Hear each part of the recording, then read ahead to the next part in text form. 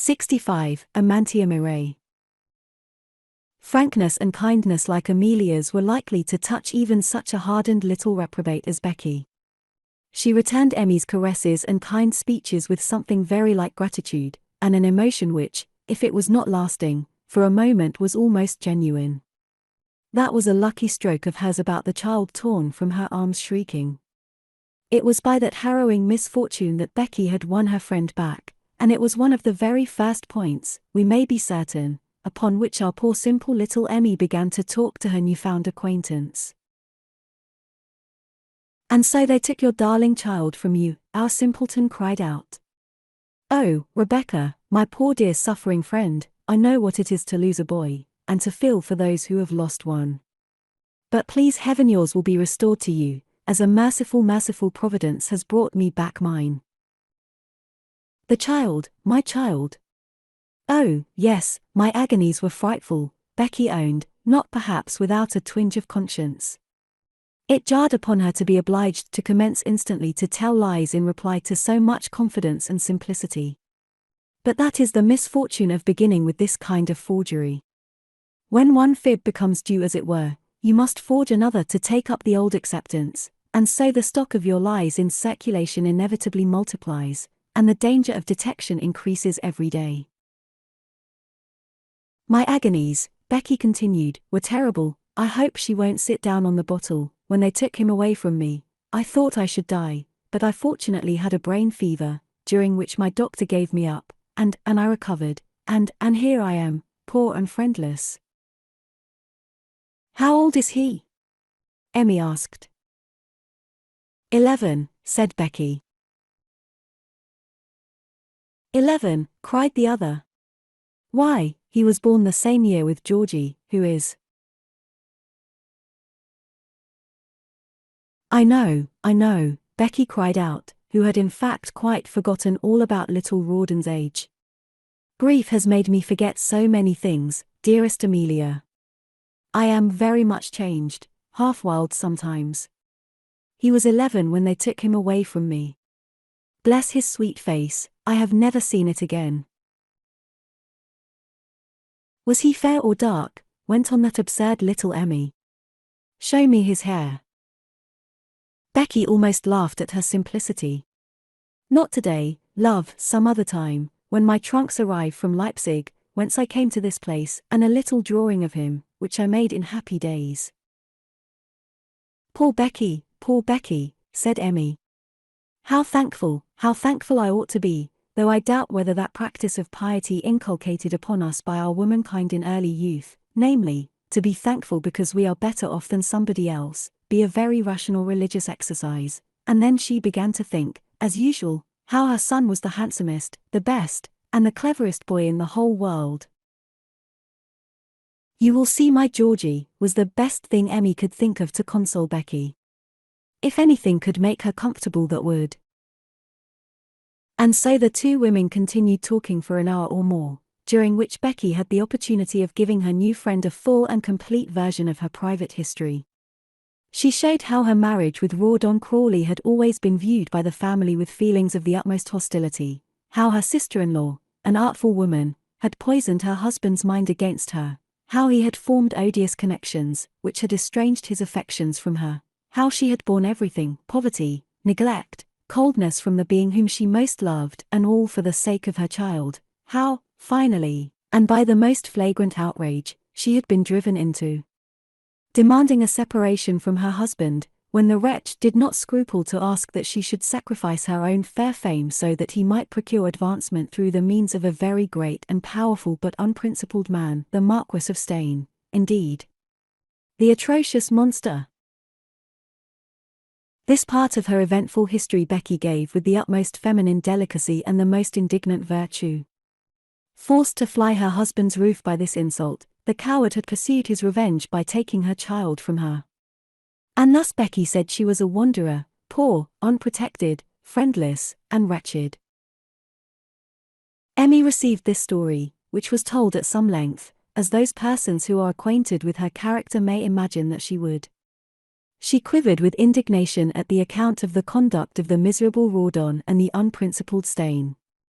Her eyes made notes of admiration for every one of the sentences in which Becky described the persecutions of her aristocratic relatives and the falling away of her husband. Becky did not abuse him. She spoke rather in sorrow than in anger. She had loved him only too fondly, and was he not the father of her boy? And as for the separation scene from the child, while Becky was reciting it, Emmy retired altogether behind her pocket handkerchief, so that the consummate little tragedian must have been charmed to see the effect which her performance produced on her audience.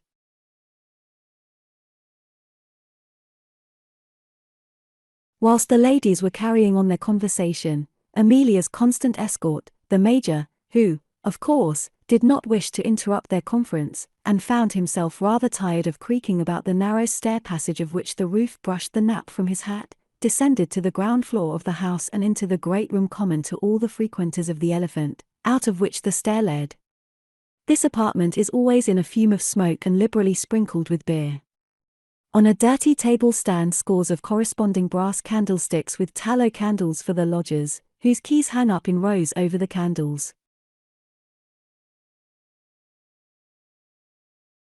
Emmy had passed blushing through the room anon, where all sorts of people were collected, Tyrolese glove sellers and Danubian linen merchants, with their packs, students recruiting themselves with butterbrods and meat, idlers, playing cards or dominoes on the sloppy, beery tables, tumblers refreshing during the cessation of their performances, in a word, all the fumum and strepitus of a German inn in fair time. The waiter brought the Major a mug of beer, as a matter of course, and he took out a cigar and amused himself with that pernicious vegetable and a newspaper until his charge should come down to claim him. Max and Fritz came presently downstairs, their caps on one side, their spurs jingling, their pipes splendid with coats of arms and full-blown tassels, and they hung up the key of number 90 on the board and called for the ration of butterbroad and beer. The pair sat down by the Major and fell into a conversation of which he could not help hearing somewhat. It was mainly about Fuchs and Philister, and duels and drinking bouts at the neighboring University of Schoppenhausen, from which renowned seat of learning they had just come in the Eilwagen, with Becky, as it appeared, by their side, and in order to be present at the bridal fêtes at Pumpernickel. The title in Glanderin seems to be En base de garnisons, said Max, who knew the French language, to Fritz, his comrade. After the fat grandfather went away, there came a pretty little compatriot. I heard them chattering and whimpering together in the little woman's chamber. We must take the tickets for her concert, Fritz said. Hast thou any money, Max? Bah, said the other, the concert is a concert in Nubibus. Hans said that she advertised one at Leipzig, and the Burschen took many tickets. But she went off without singing. She said in the coach yesterday that her pianist had fallen ill at Dresden. She cannot sing, it is my belief. Her voice is as cracked as thine, O thou beer-soaking renowner. It is cracked. I hear her trying out of her window a schrecklich English ballad, called De Rose upon de Balcony. Solfen and Singen go not together, observed Fritz with the red nose, who evidently preferred the former amusement. No, thou shalt take none of her tickets. She won money at the Trent and Quarante last night. I saw her, she made a little English boy play for her. We will spend their money there or at the theatre, or we will treat her to French wine or cognac in the Aurelius Garden, but the tickets we will not buy. What sayest thou? Yet another mug of beer, and one and another successively having buried their blonde whiskers in the mawkish draught, curled them and swaggered off into the fair. The Major, who had seen the key of number 90 put up on its hook and had heard the conversation of the two young university bloods, was not at a loss to understand that their talk related to Becky. The little devil is at her old tricks, he thought, and he smiled as he recalled old days, when he had witnessed the desperate flirtation with Joe's and the ludicrous end of that adventure. He and George had often laughed over it subsequently, and until a few weeks after George's marriage, when he also was caught in the little Circe's toils, and had an understanding with her which his comrade certainly suspected, but preferred to ignore. William was too much hurt or ashamed to ask to fathom that disgraceful mystery, although once, and evidently with remorse on his mind, George had alluded to it. It was on the morning of Waterloo, as the young men stood together in front of their line, surveying the black masses of Frenchmen who crowned the opposite heights, and as the rain was coming down, "I have been mixing in a foolish intrigue with a woman," George said. "I am glad we were marched away. If I drop, I hope Emmy will never know of that business. I wish to God it had never been begun." And William was pleased to think, and had more than once soothed poor George's widow with the narrative, that Osborne, after quitting his wife, and after the action of Quatre Bras, on the first day, spoke gravely and affectionately to his comrade of his father and his wife.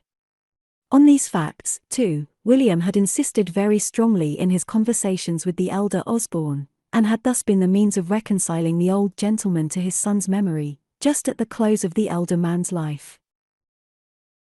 "And so this devil is still going on with her intrigues," thought William. "I wish she were 100 miles from here. She brings mischief wherever she goes." And he was pursuing these forebodings and this uncomfortable train of thought, with his head between his hands, and the Pumpernickel Gazette of last week unread under his nose, when somebody tapped his shoulder with a parasol, and he looked up and saw Mrs. Amelia.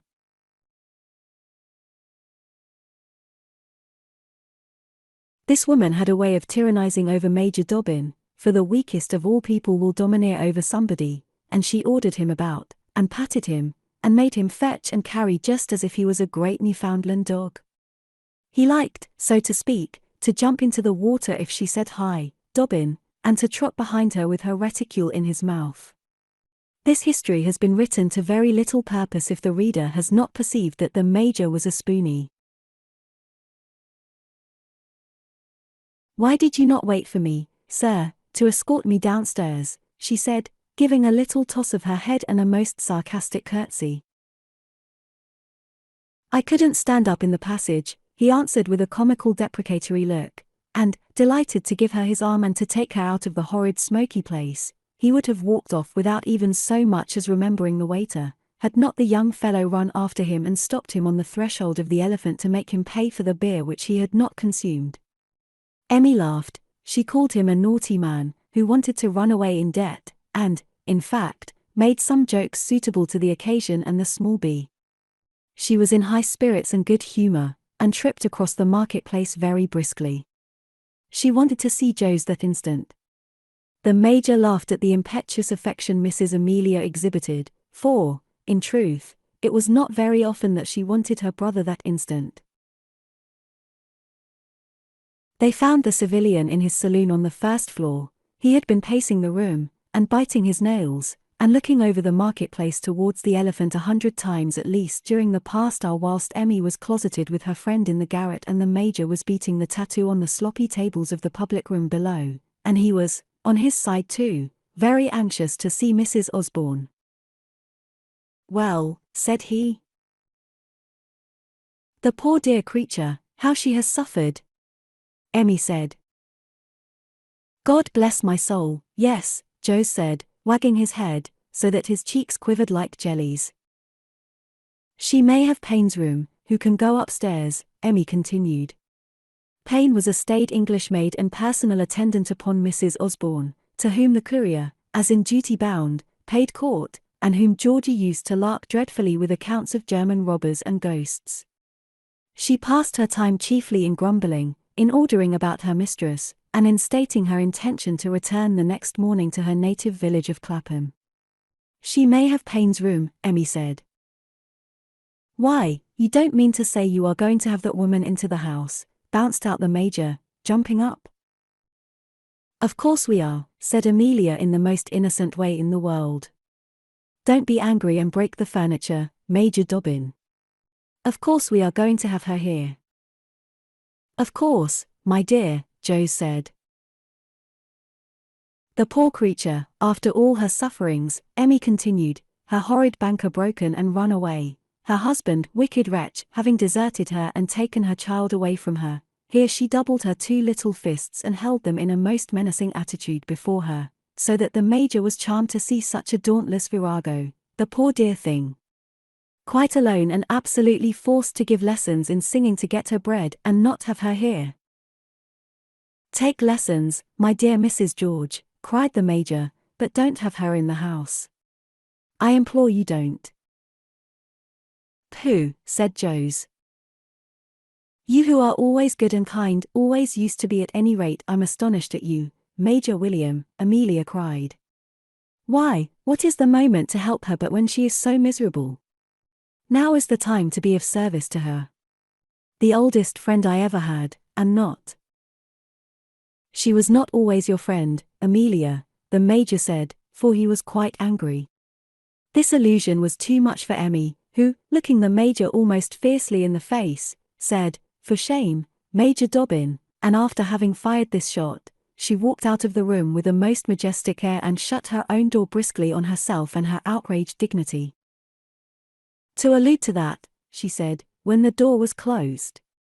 "Oh, it was cruel of him to remind me of it," and she looked up at George's picture, which hung there as usual, with the portrait of the boy underneath. "It was cruel of him. If I had forgiven it, ought he to have spoken? No. And it is from his own lips that I know how wicked and groundless my jealousy was, and that you were pure. Oh, yes, you were pure, my saint in heaven." She paced the room, trembling and indignant. She went and leaned on the chest of drawers over which the picture hung, and gazed at it. Its eyes seemed to look down on her with a reproach that deepened as she looked. The early dear memories of that brief prime of love rushed back upon her. The wound which years had scarcely cicatrized bled afresh, and oh, how bitterly!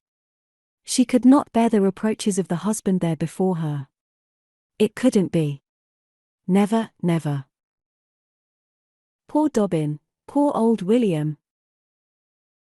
That unlucky word had undone the work of many a year, the long laborious edifice of a life of love and constancy raised too upon what secret and hidden foundations, wherein lay buried passions, uncounted struggles, unknown sacrifices. A little word was spoken, and down fell the fair palace of hope, one word, and away flew the bird which he had been trying all his life to lure.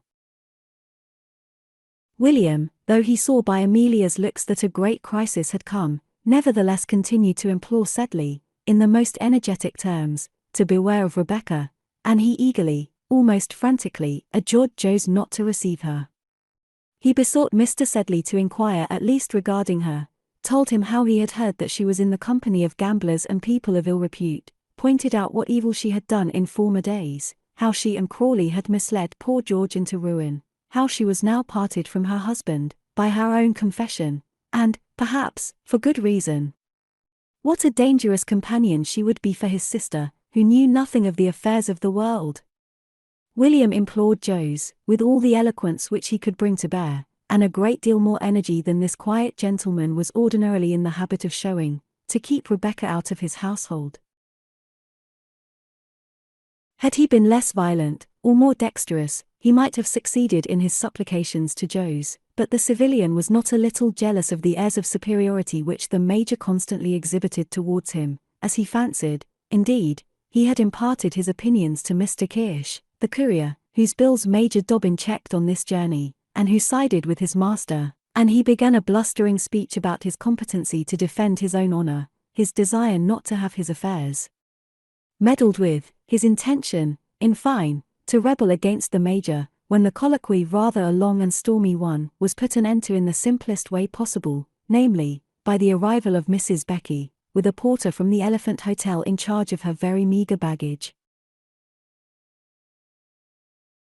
She greeted her host with affectionate respect and made a shrinking, but amicable salutation to Major Dobbin, who, as her instinct assured her at once, was her enemy, and had been speaking against her, and the bustle and clatter consequent upon her arrival brought Amelia out of her room.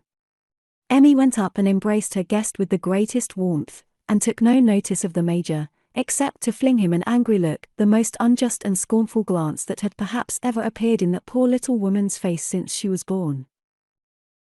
But she had private reasons of her own, and was bent upon being angry with him.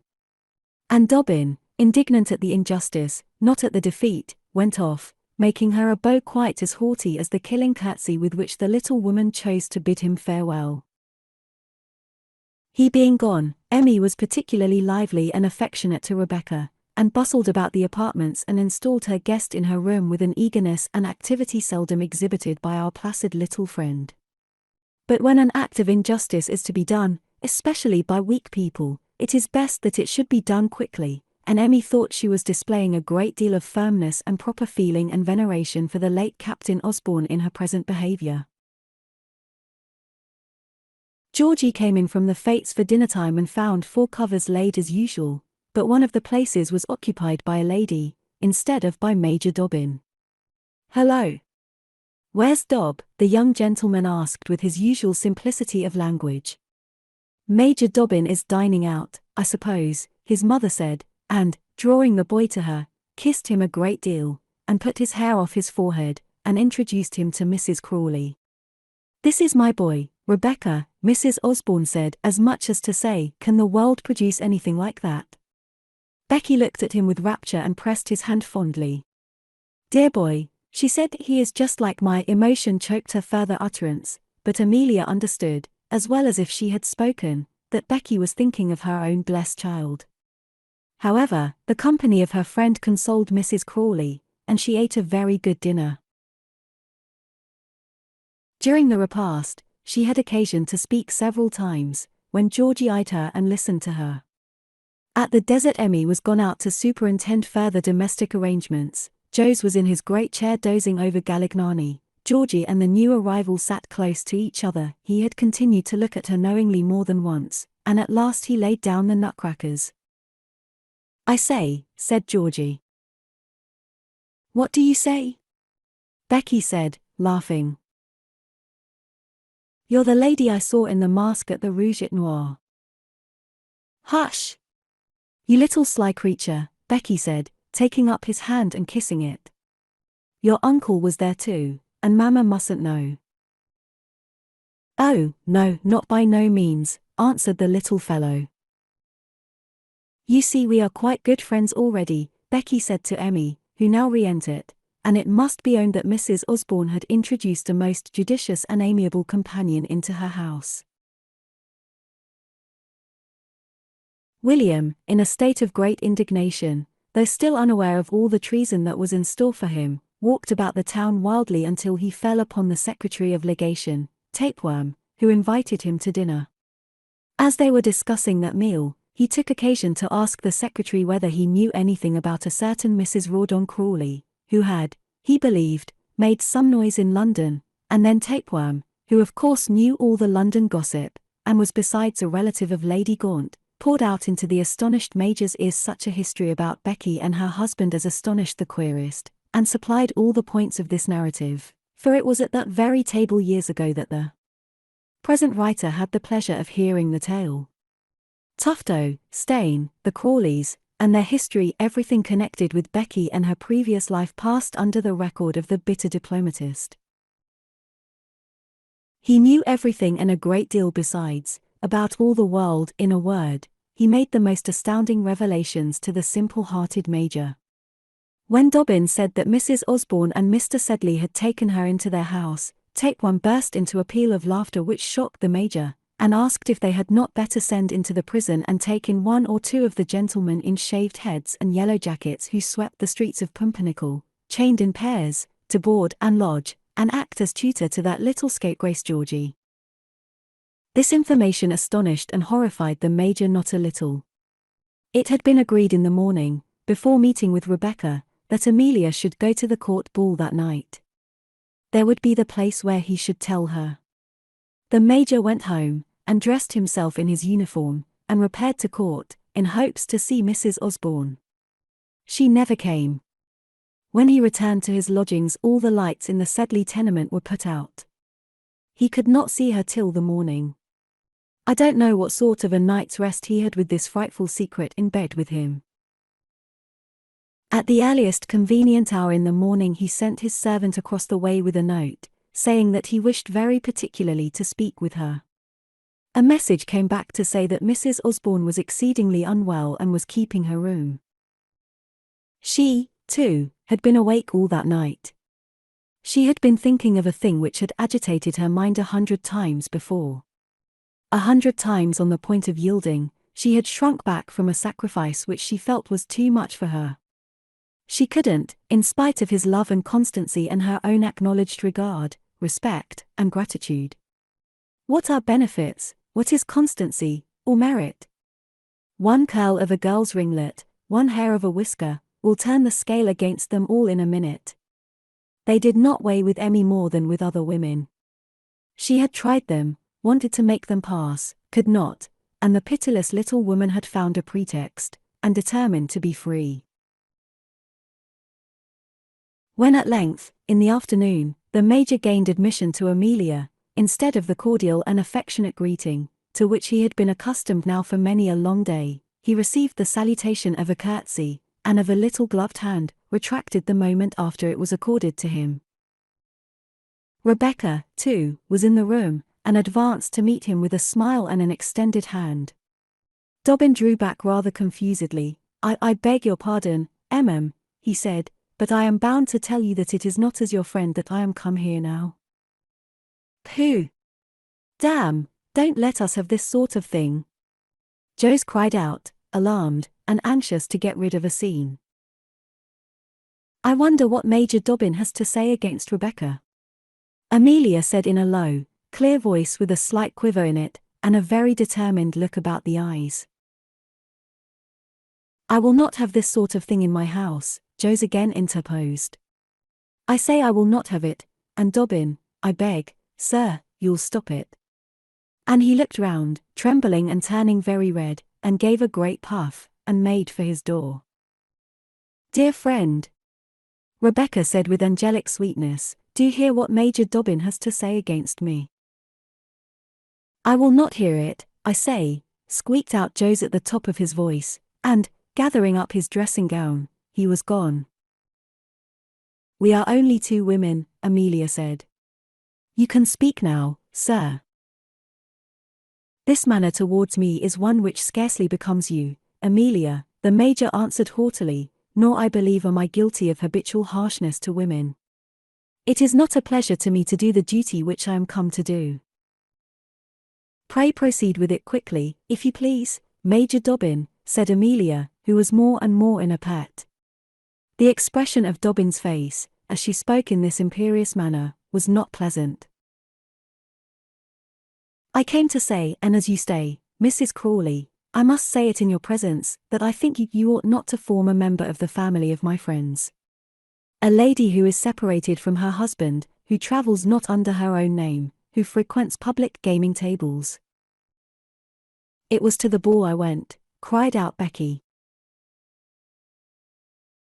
Is not a fit companion for Mrs. Osborne and her son, Dobbin went on, and I may add that there are people here who know you, and who profess to know that regarding your conduct about which I don't even wish to speak before Mrs. Osborne.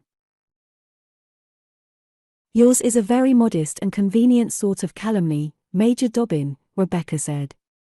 You leave me under the weight of an accusation which, after all, is unsaid. What is it? Is it unfaithfulness to my husband? I scorn it and defy anybody to prove it. I defy you, I say. My honor is as untouched as that of the bitterest enemy who ever maligned me. Is it of being poor, forsaken, wretched, that you accuse me? Yes, I am guilty of those faults, and punished for them every day. Let me go, Emmy. It is only to suppose that I have not met you, and I am no worse today than I was yesterday. It is only to suppose that the night is over and the poor wanderer is on her way. Don't you remember the song we used to sing in dear old days? I have been wandering ever since then, a poor castaway, scorned for being miserable, and insulted because I am alone. Let me go, my stay here interferes with the plans of this gentleman. Indeed it does, madam, said the Major. If I have any authority in this house. Authority, none, broke out Amelia. Rebecca, you stay with me. I won't desert you because you have been persecuted, or insult you because Major Dobbin chooses to do so. Come away, dear. And the two women made towards the door. William opened it. As they were going out, however, he took Amelia's hand and said, Will you stay a moment and speak to me? He wishes to speak to you away from me, said Becky, looking like a martyr. Amelia gripped her hand in reply.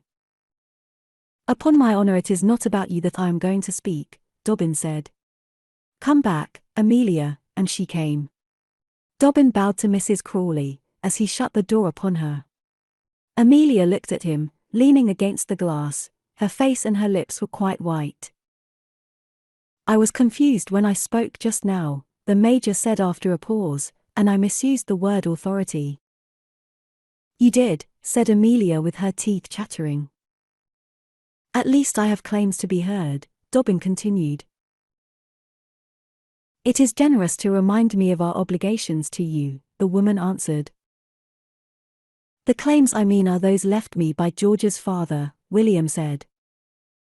Yes, and you insulted his memory. You did yesterday. You know you did. And I will never forgive you. Never, said Amelia. She shut out each little sentence in a tremor of anger and emotion.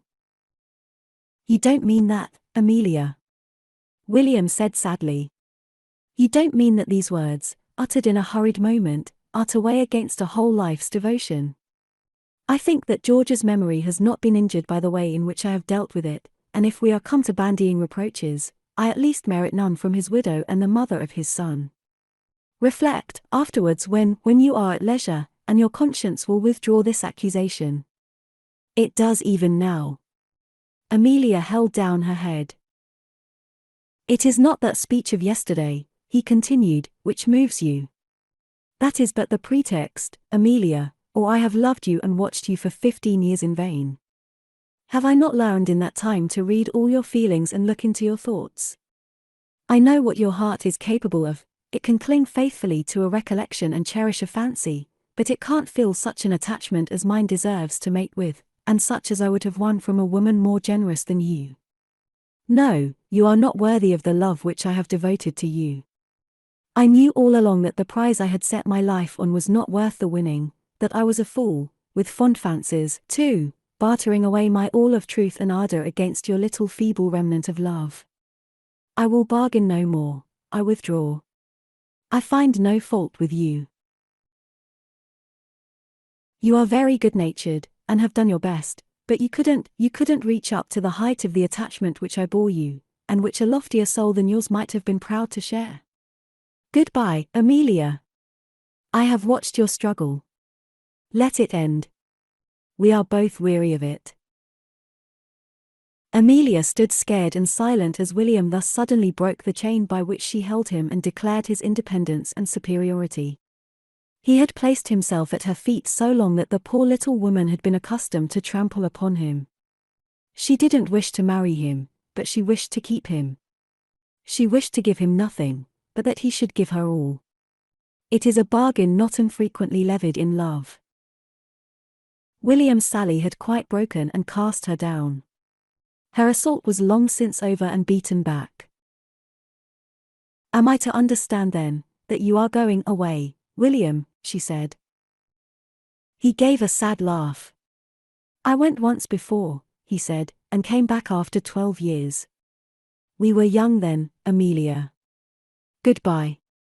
I have spent enough of my life at this play. Whilst they had been talking, the door into Mrs. Osborne's room had opened ever so little. Indeed, Becky had kept a hold of the handle and had turned it on the instant when Dobbin quitted it, and she heard every word of the conversation that had passed between these two. What a noble heart that man has, she thought, and how shamefully that woman plays with it. She admired Dobbin. She bore him no rancor for the part he had taken against her. It was an open move in the game, and played fairly. Ah, she thought, if I could have had such a husband as that, a man with a heart and brains too. I would not have minded his large feet, and running into her room, she absolutely bethought herself of something, and wrote him a note, beseeching him to stop for a few days, not to think of going, and that she could serve him with a. The parting was over. Once more poor William walked to the door and was gone, and the little widow, the author of all this work, had her will, and had won her victory, and was left to enjoy it as she best might. Let the ladies envy her triumph. At the romantic hour of dinner, Mr. Georgie made his appearance and again remarked the absence of old Dob. The meal was eaten in silence by the party. Josie's appetite not being diminished, but Emmy taking nothing at all. After the meal, Georgie was lolling in the cushions of the old window, a large window, with 3 sides of glass abutting from the gable, and commanding on one side the marketplace, where the elephant is, his mother being busy hard by, when he remarked symptoms of movement at the Major's house on the other side of the street. "Hello," said he, "there's Dob's trap, they are bringing it out of the courtyard." The trap in question was a carriage which the Major had bought for £6 sterling, and about which they used to rally him a good deal. Emmy gave a little start, but said nothing. "Hello," Georgie continued, "there's Francis coming out with the portmanteaus, and Coons, the one-eyed postilion, coming down the market with 3 shimmels. Look at his boots and yellow jacket, ain't he a rum one?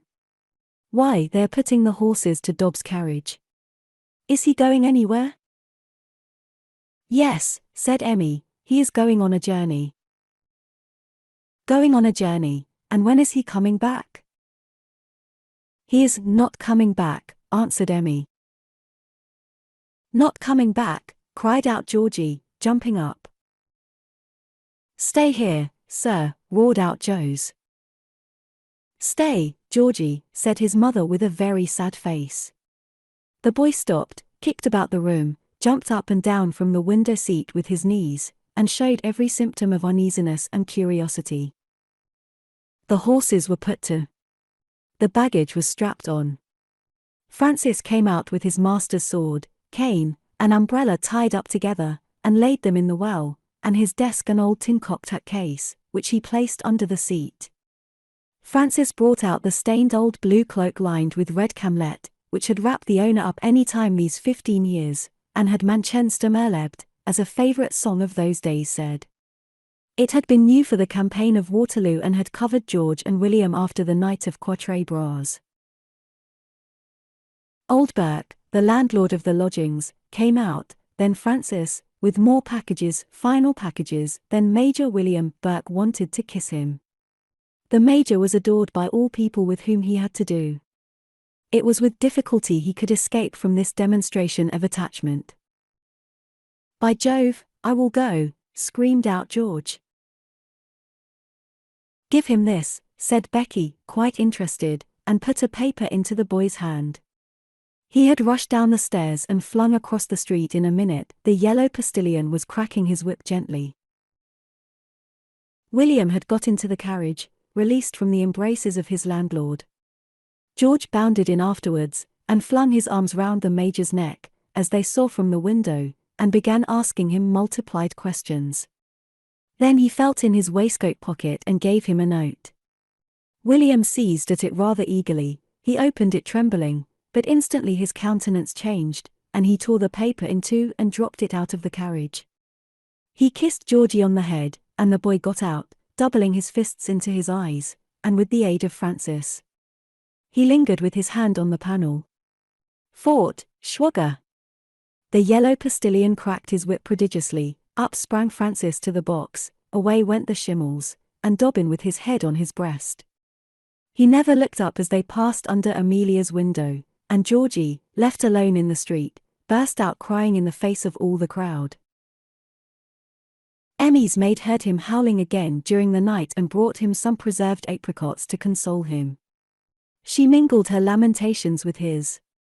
All the poor, all the humble, all honest folks, all good men who knew him, loved that kind-hearted and simple gentleman. As for Emmy, had she not done her duty? She had her picture of George for a consolation.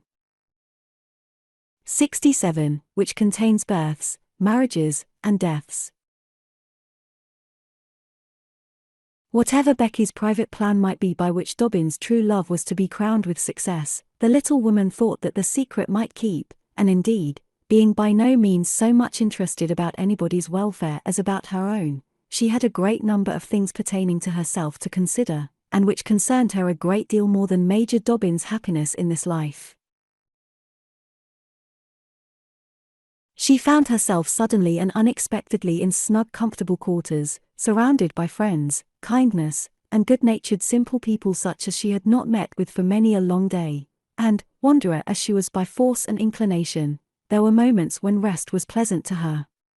As the most hardened Arab that ever careered across the desert over the hump of a dromedary likes to repose sometimes under the date trees by the water, or to come into the cities, walk into the bazaars, refresh himself in the baths, and say his prayers in the mosques, before he goes out again marauding, so Jose's tents and pilau were pleasant to this little Ishmaelite.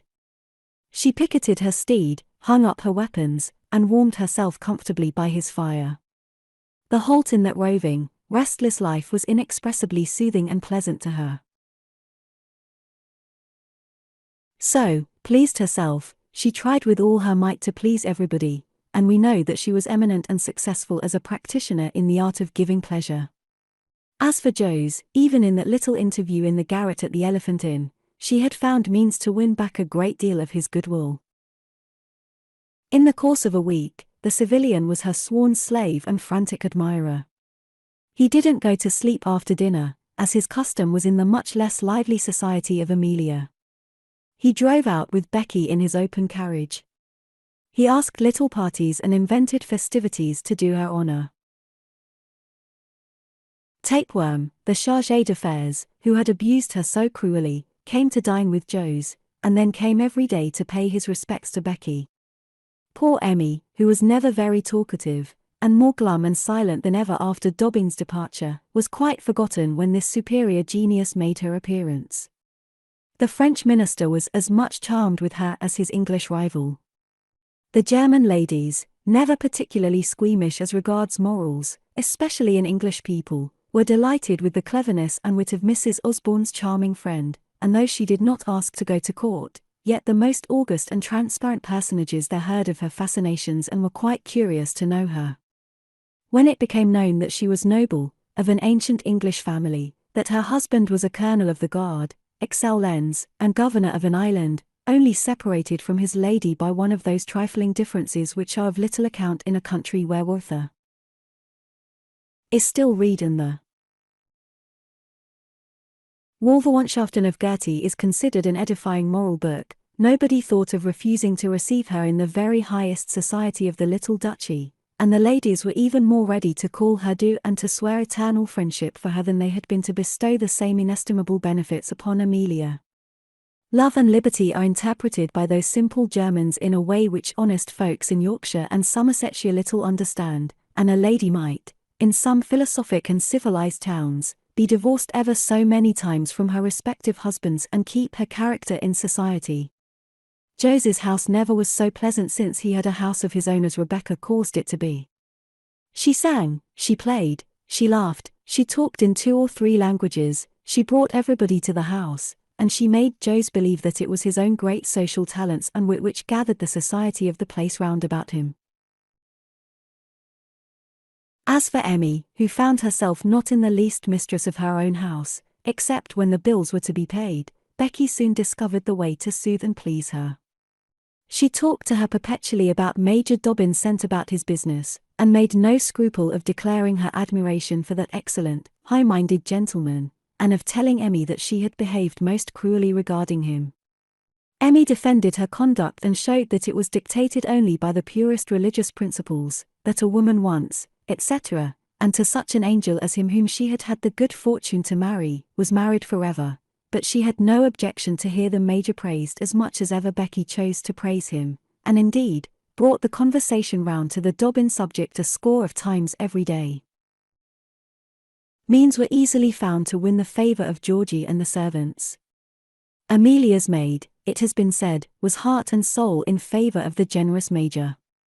Having at first disliked Becky for being the means of dismissing him from the presence of her mistress, she was reconciled to Mrs. Crawley subsequently, because the latter became William's most ardent admirer and champion.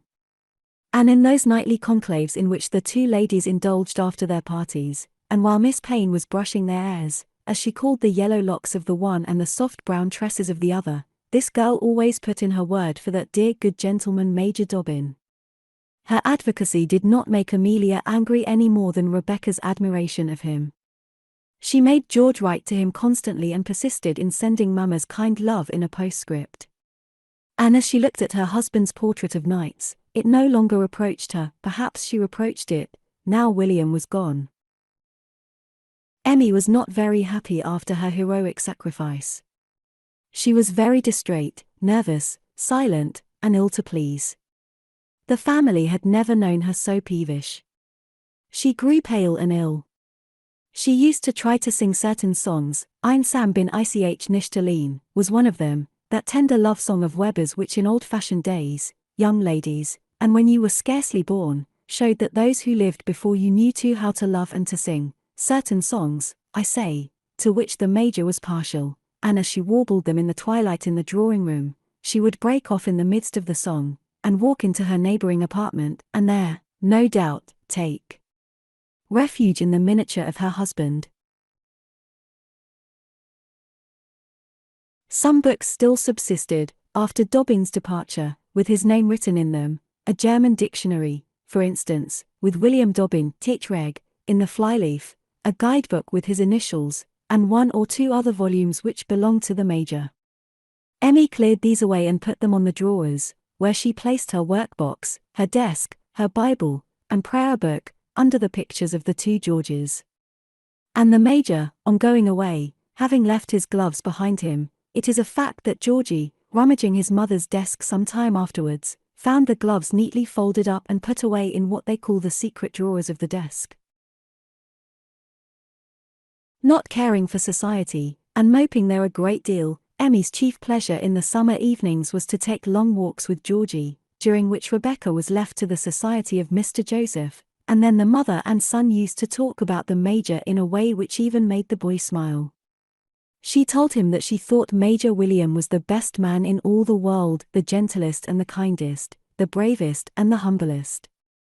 Over and over again she told him how they owed everything which they possessed in the world to that kind friend's benevolent care of them, how he had befriended them all through their poverty and misfortunes, watched over them when nobody cared for them, how all his comrades admired him though he never spoke of his own gallant actions, how George's father trusted him beyond all other men, and had been constantly befriended by the good William.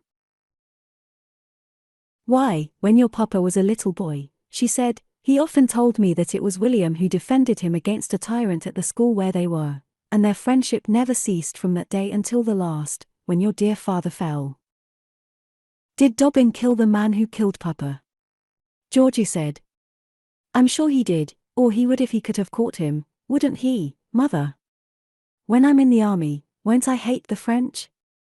That's all. In such colloquies the mother and the child passed a great deal of their time together. The artless woman had made a confidant of the boy. He was as much William's friend as everybody else who knew him well. By the way, Mrs. Becky, not to be behindhand in sentiment, had got a miniature too hanging up in her room, to the surprise and amusement of most people, and the delight of the original, who was no other than our friend Jo's. On her first coming to favour the Sedleys with a visit, the little woman, who had arrived with a remarkably small shabby kit, was perhaps ashamed of the meanness of her trunks and bandboxes, and often spoke with great respect about her baggage left behind at Leipzig, which she must have from that city. When a traveller talks to you perpetually about the splendour of his luggage, which he does not happen to have with him, my son, beware of that traveller. He is, 10 to 1, an impostor. Neither Jo's nor Emmy knew this important maxim. It seemed to them of no consequence whether Becky had a quantity of very fine clothes in invisible trunks, but as her present supply was exceedingly shabby, Emmy supplied her out of her own stores, or took her to the best milliner in the town and there fitted her out. It was no more torn collars now, I promise you, and faded silks trailing off at the shoulder. Becky changed her habits with her situation in life. The rouge pot was suspended. Another excitement to which she had accustomed herself was also put aside, or at least only indulged in privacy, as when she was prevailed on by Joseph a summer evening, Emmy and the boy being absent on their walks, to take a little spirit and water. But if she did not indulge, the courier did. That rascal Kirsch could not be kept from the bottle, nor could he tell how much he took when he applied to it. He was sometimes surprised himself at the way in which Mr. Sedley's cognac diminished. Well, this is a painful subject. Becky did not very likely indulge so much as she used before she entered a decorous family.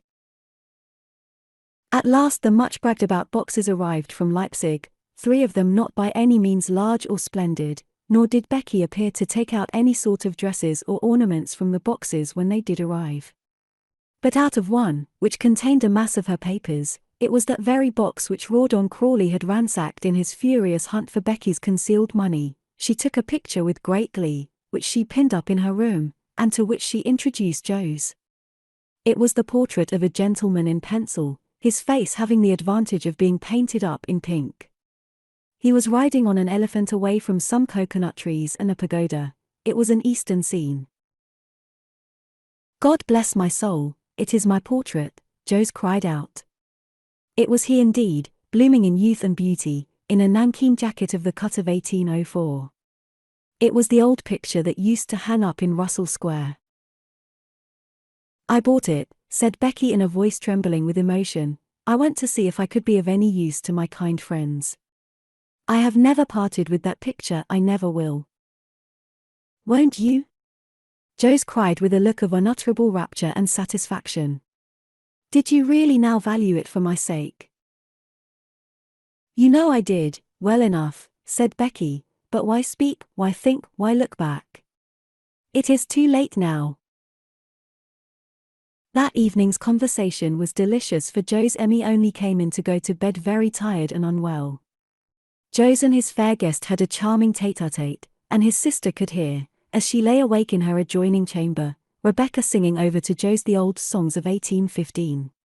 He did not sleep, for a wonder, that night, any more than Amelia.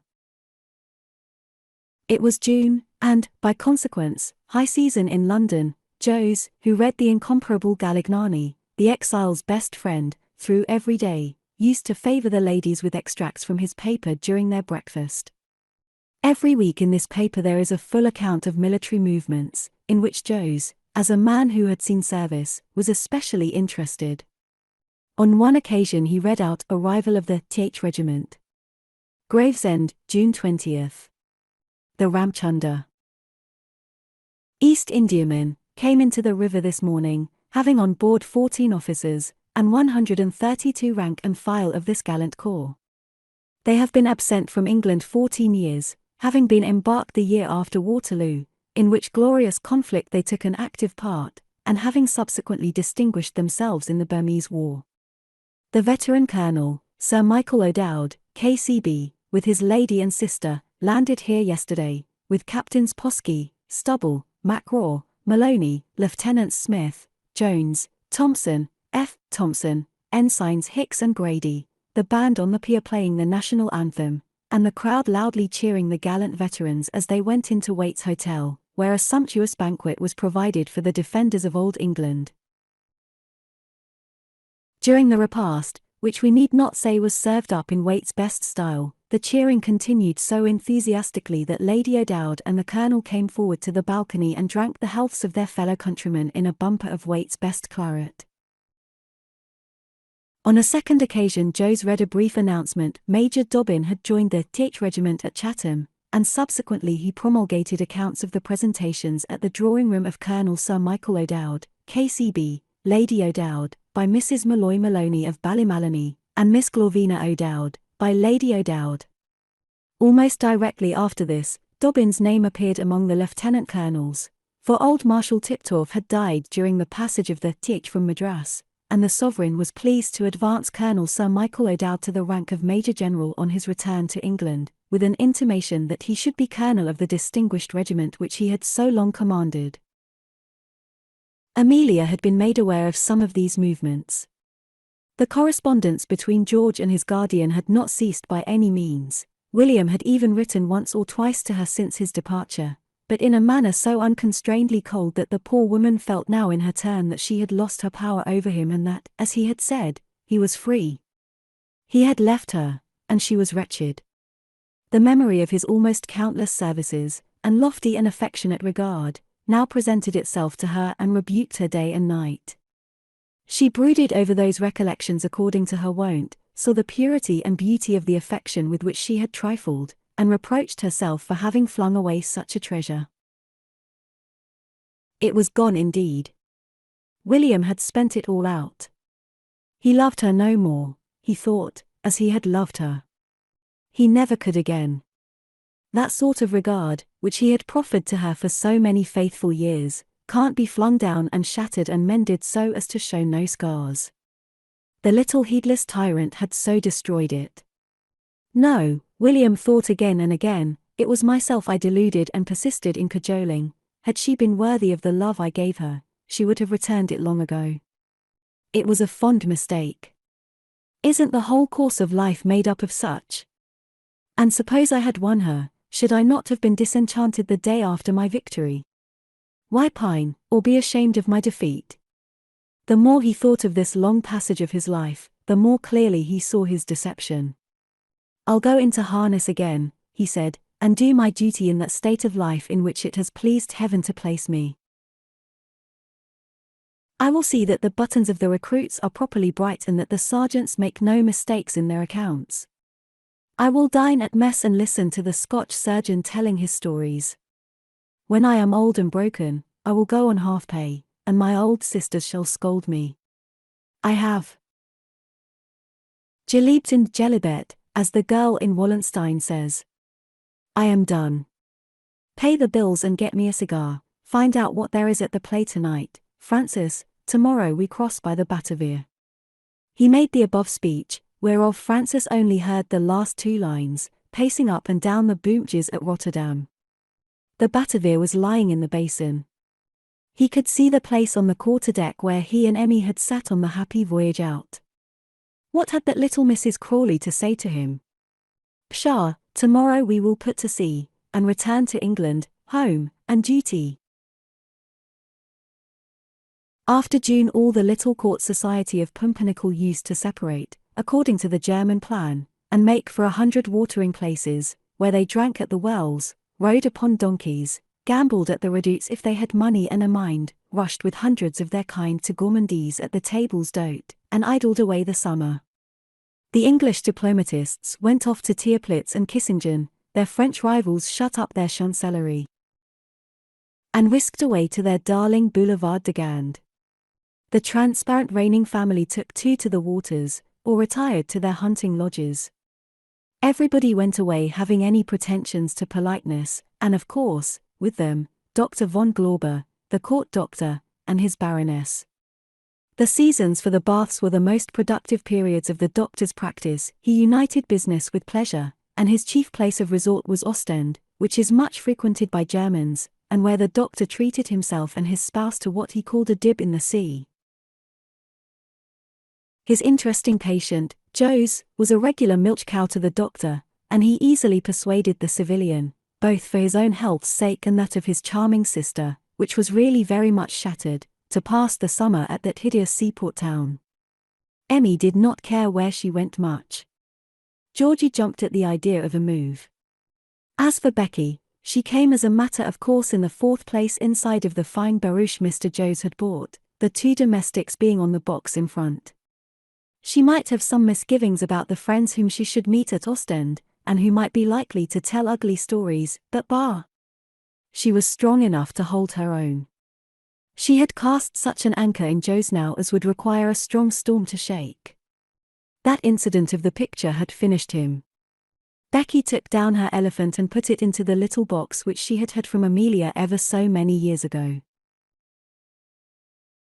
Emmy also came off with her lorries, her two pictures, and the party, finally, were lodged in an exceedingly dear and uncomfortable house at Ostend. There Amelia began to take baths and get what good she could from them, and those scores of people of Becky's acquaintance passed her and cut her, yet Mrs. Osborne, who walked about with her, and who knew nobody, was not aware of the treatment experienced by the friend whom she had chosen so judiciously as a companion. Indeed, Becky never thought fit to tell her what was passing under her innocent eyes.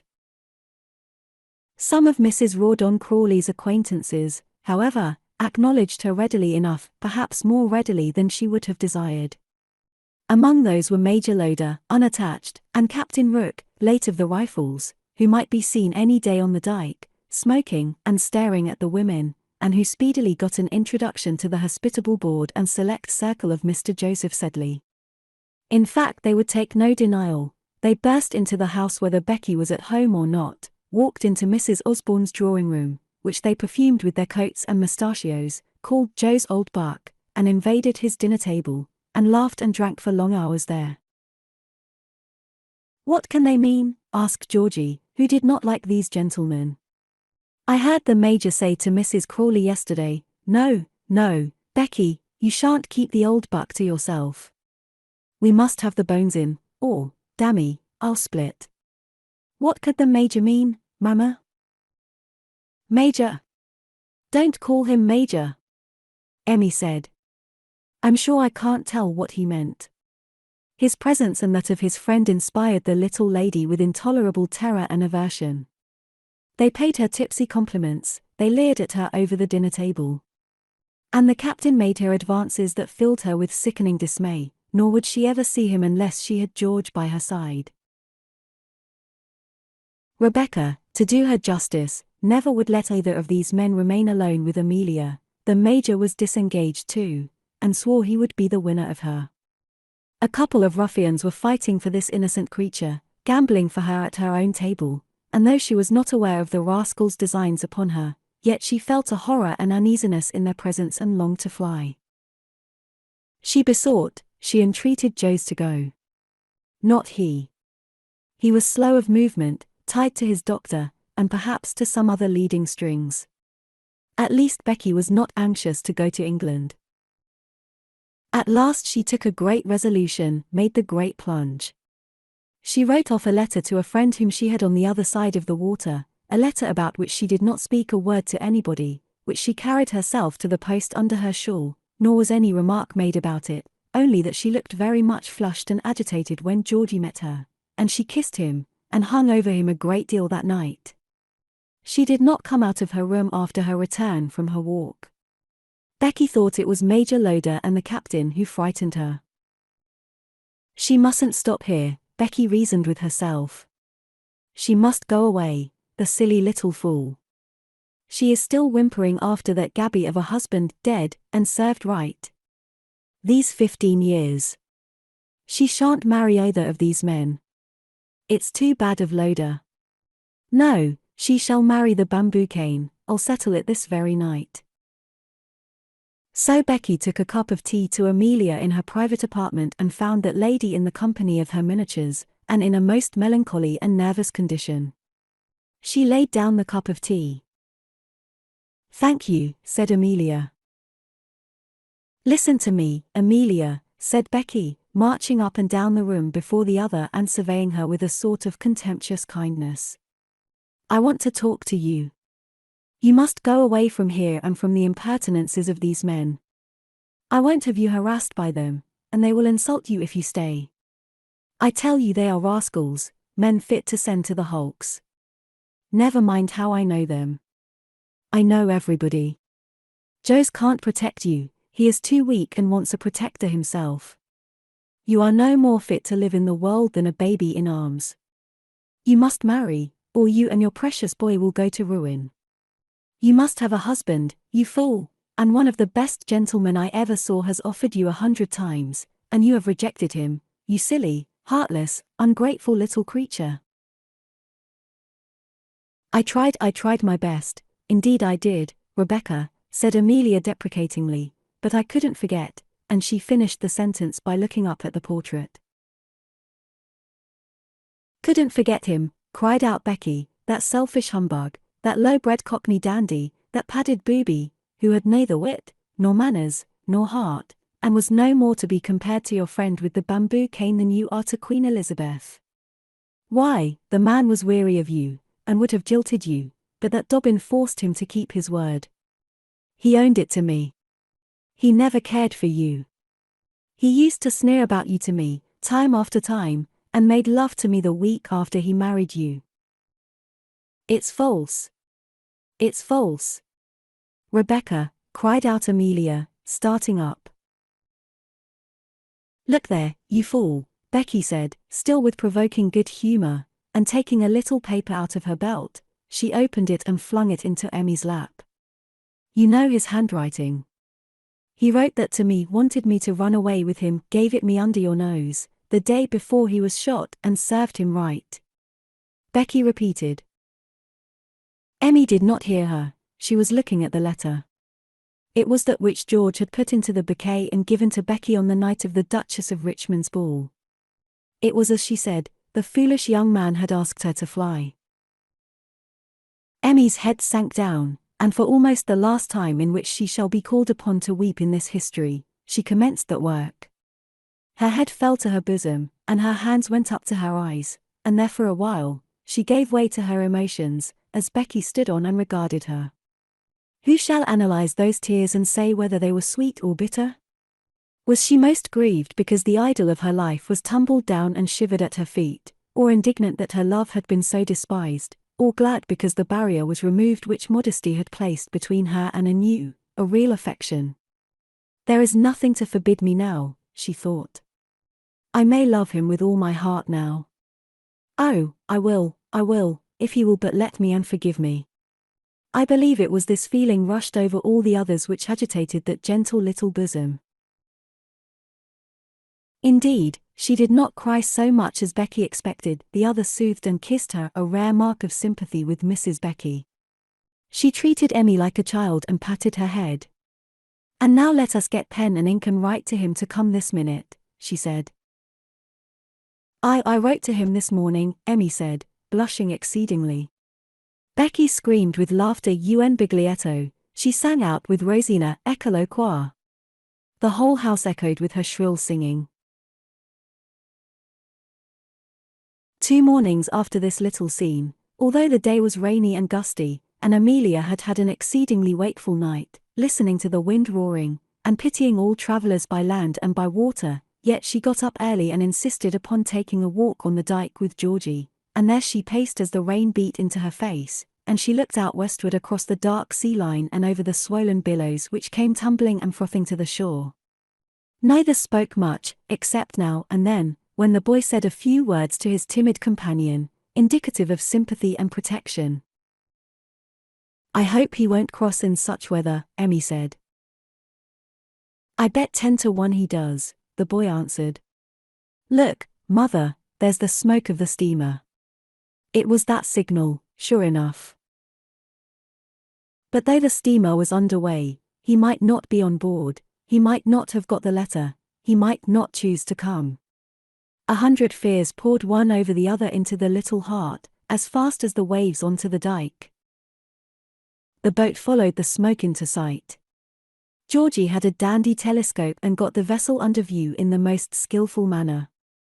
And he made appropriate nautical comments upon the manner of the approach of the steamer as she came nearer and nearer, dipping and rising in the water.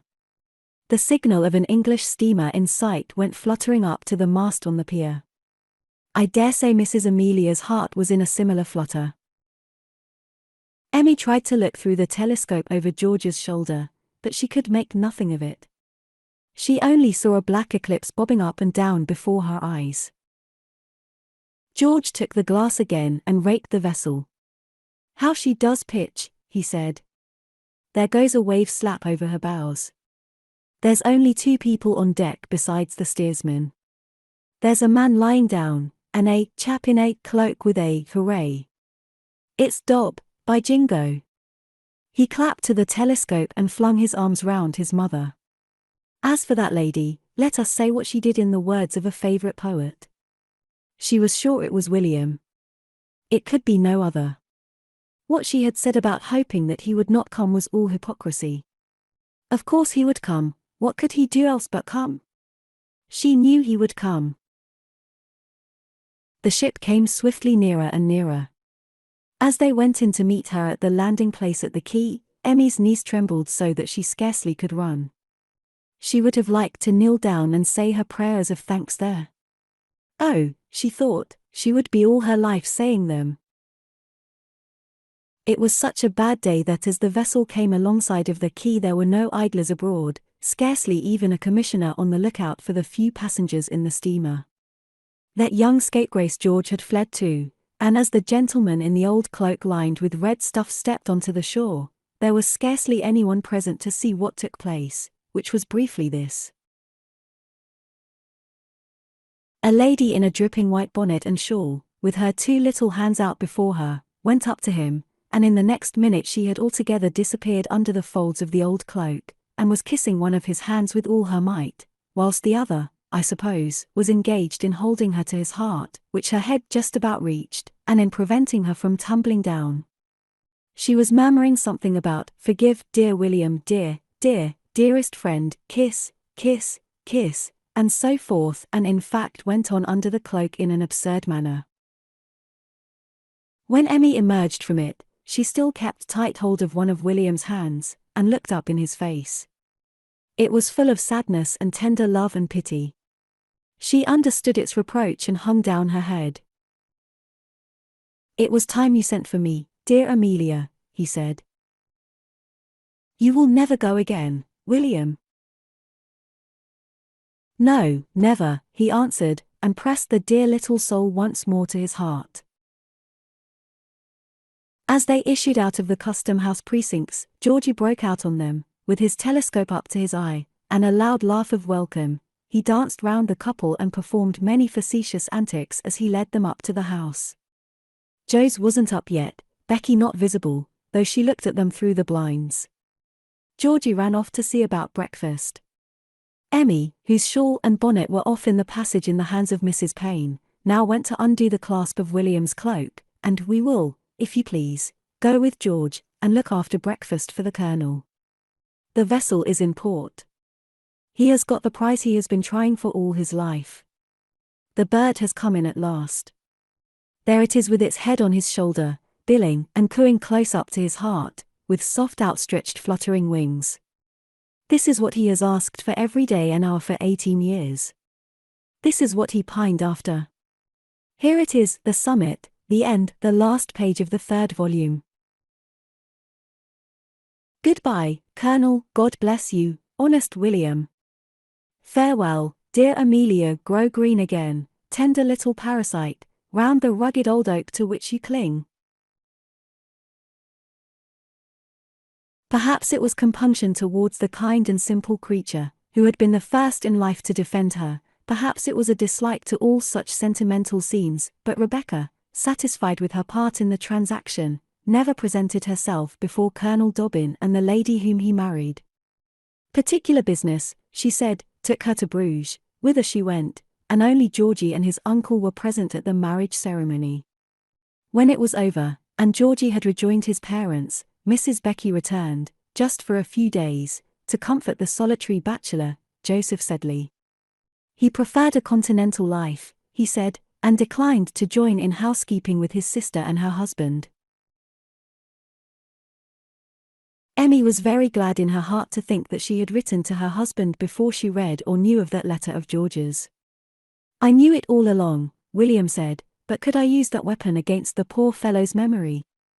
It was that which made me suffer so when you—" "Never speak of that day again," Emmy cried out, so contrite and humble that William turned off the conversation by his account of Glorvina and dear old Peggy O'Dowd, with whom he was sitting when the letter of recall reached him. "If you hadn't sent for me," he added with a laugh, "who knows what Glorvina's name might be now? At present it is Glorvina Posky, now Mrs. Major Posky. She took him on the death of his first wife, having resolved never to marry out of the regiment. Lady O'Dowd is also so attached to it that, she says, if anything were to happen to Mick, bedad she'd come back and marry some of 'em. But the Major General is quite well and lives in great splendour at O'Dowdstown, with a pack of beagles, and, with the exception of perhaps their neighbour, Hoggarty of Castle Hoggarty, he is the first man of his county. Her ladyship still dances jigs, and insisted on standing up with the master of the horse at the Lord Lieutenant's last ball. Both she and Glorvina declared that Dobbin had used the latter shamefully, but Posky falling in, Glorvina was consoled, and a beautiful turban from Paris appeased the wrath of Lady O'Dowd. When Colonel Dobbin quitted the service, which he did immediately after his marriage, he rented a pretty little country place in Hampshire, not far from Queen's Crawley, where, after the passing of the Reform Bill, Sir Pitt and his family constantly resided now. All idea of a peerage was out of the question, the baronet's 2 seats in Parliament being lost. He was both out of pocket and out of spirits by that catastrophe, failed in his health, and prophesied the speedy ruin of the empire. Lady Jane and Mrs. Dobbin became great friends. There was a perpetual crossing of pony-chaises between the Hall and the Evergreens, the Colonel's place, rented of his friend Major Ponto, who was abroad with his family. Her ladyship was godmother to Mrs. Dobbin's child, which bore her name, and was christened by the Reverend James Crawley, who succeeded his father in the living, and a pretty close friendship subsisted between the two lads, George and Rawdon, who hunted and shot together in the vacations, were both entered of the same college at Cambridge, and quarrelled with each other about Lady Jane's daughter, with whom they were both, of course, in love. A match between George and that young lady was long a favourite scheme of both the matrons, though I have heard that Miss Crawley herself inclined towards her cousin. Mrs. Rawdon Crawley's name was never mentioned by either family. There were reasons why all should be silent regarding her.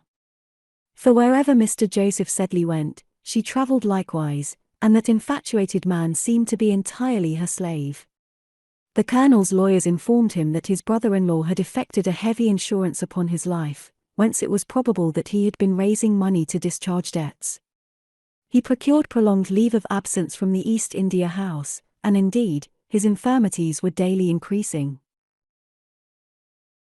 On hearing the news about the insurance, Amelia, in a good deal of alarm, entreated her husband to go to Brussels, where Jos then was, and inquire into the state of his affairs. The Colonel quitted home with reluctance, for he was deeply immersed in his history of the Punjab which still occupies him, and much alarmed about his little daughter, whom he idolizes, and who was just recovering from the chickenpox, and went to Brussels and found Jos living at one of the enormous hotels in that city. Mrs. Crawley, who had her carriage, gave entertainments, and lived in a very genteel manner, occupied another suite of apartments in the same hotel. The Colonel, of course, did not desire to see that lady, or even think proper to notify his arrival at Brussels, except privately to Jos by a message through his valet. Jos begged the Colonel to come and see him that night, when Mrs. Crawley would be at a soirée, and when they could meet alone. He found his brother-in-law in a condition of pitiable infirmity and dreadfully afraid of Rebecca, though eager in his praises of her. She tended him through a series of unheard-of illnesses with a fidelity most admirable. She had been a daughter to him. But oh, for God's sake, do come and live near me, and see me sometimes," whimpered out the unfortunate man. The Colonel's brow darkened at this. "We can't, Jos," he said. "Considering the circumstances, Amelia can't visit you." I swear to you on the Bible," gasped out Joseph, wanting to kiss the book, "that she is as innocent as a child, as spotless as your own wife." "It may be so," said the Colonel gloomily, "but Emmy can't come to you. Be a man, Jos, break off this disreputable connection. Come home to your family. We hear your affairs are involved." "Involved," cried Jos, who has told such calumnies. "All my money is placed out most advantageously. Mrs. Crawley, it is laid out to the best interest." "You are not in debt, then? Why did you insure your life?" "I thought a little present to her, in case anything happened, and you know my health is so delicate, common gratitude you know, and I intend to leave all my money to you, and I can spare it out of my income, indeed I can," cried out William's weak brother-in-law. The Colonel besought Jos to fly at once, to go back to India, whither Mrs. Crawley could not follow him, to do anything to break off a connection which might have the most fatal consequences to him. Jos clasped his hands and cried, he would go back to India. He would do anything, only he must have time. They mustn't say anything to Mrs. Crawley, she'd kill me if she knew it. "You don't know what a terrible woman she is," the poor wretch said. "Then, why not come away with me?" said Dobbin in reply, but Jos had not the courage. He would see Dobbin again in the morning, He must on no account say that he had been there. He must go now. Becky might come in. And Dobbin quitted him, full of forebodings. He never saw Joes more. 3 months afterwards Joseph Sedley died at Ainix-Larchapel. It was found that all his property had been muddled away in speculations, and was represented by valueless shares in different bubble companies. All his available assets were the £2,000 for which his life was insured, and which were left equally between his beloved sister Amelia, wife of, etc., and his friend and invaluable attendant during sickness, Rebecca, wife of Lieutenant Colonel Rawdon Crawley, C.B., who was appointed administratrix. The solicitor of the insurance company swore it was the blackest case that ever had come before him, talked of sending a commission to Ainix to examine into the death, and the company refused payment of the policy. But Mrs., or Lady Crawley, as she styled herself, came to town at once, attended with her solicitors, Messrs. Burke, Thurtle, and Hayes, of Thavies Inn, and dared the company to refuse the payment. They invited examination. They declared that she was the object of an infamous conspiracy, which had been pursuing her all through life, and triumphed finally.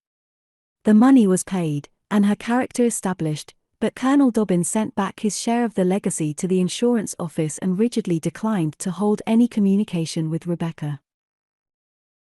She never was Lady Crawley, though she continued so to call herself. His Excellency Colonel Rawdon Crawley died of yellow fever at Coventry Island, most deeply beloved and deplored, and 6 weeks before the demise of his brother, Sir Pitt.